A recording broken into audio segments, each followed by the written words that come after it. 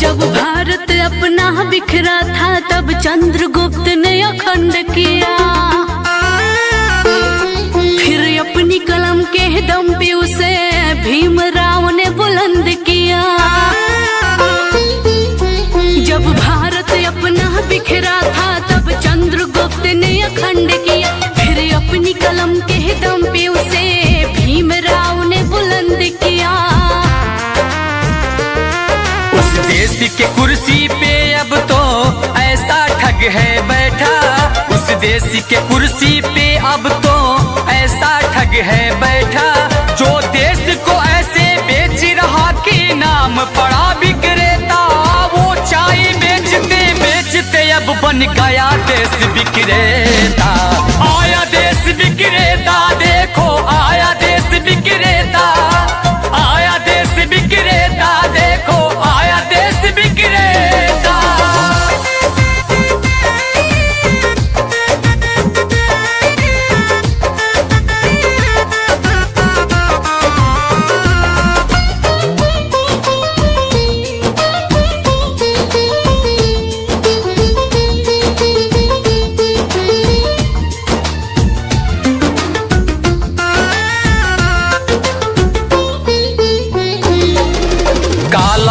लाऊंगा कह के भारत का कोष भी साफ किया, श्रमिकों को भूखे मार रहा, धनिकों का कर्ज भी माफ किया।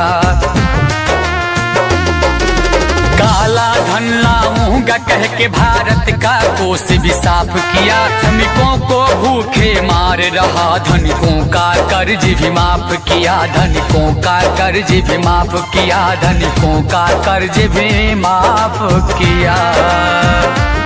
लाखों का सूट पहन के भी खुद को फकीर है कहता, जो देश को ऐसे बेच रहा कि नाम पड़ा विक्रेता। वो चाय बेचते बेचते अब बन गया देश विक्रेता। आया देश विक्रेता, देखो आया देश विक्रेता, आया देश विक्रेता, देखो आया देश विक्रेता।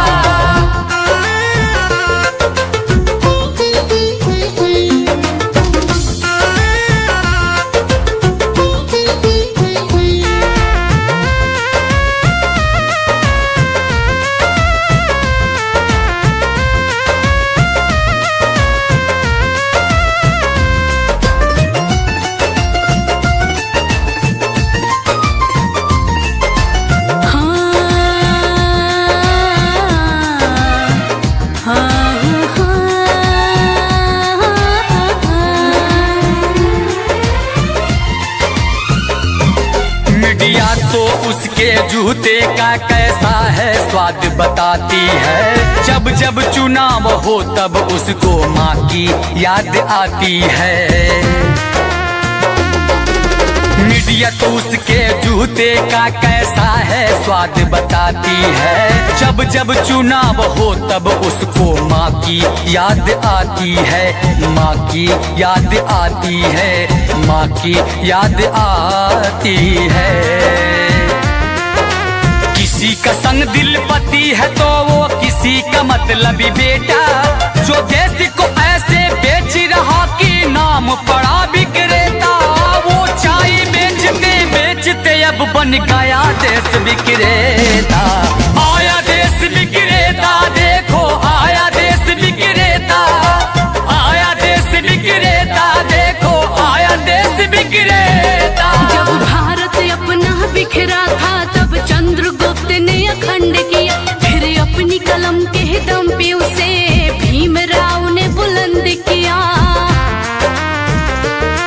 उस देश के कुर्सी पे अब तो ऐसा ठग है बैठा, उस देश के कुर्सी पे अब तो ऐसा ठग है बैठा, जो देश को ऐसे बेच रहा कि नाम पड़ा विक्रेता।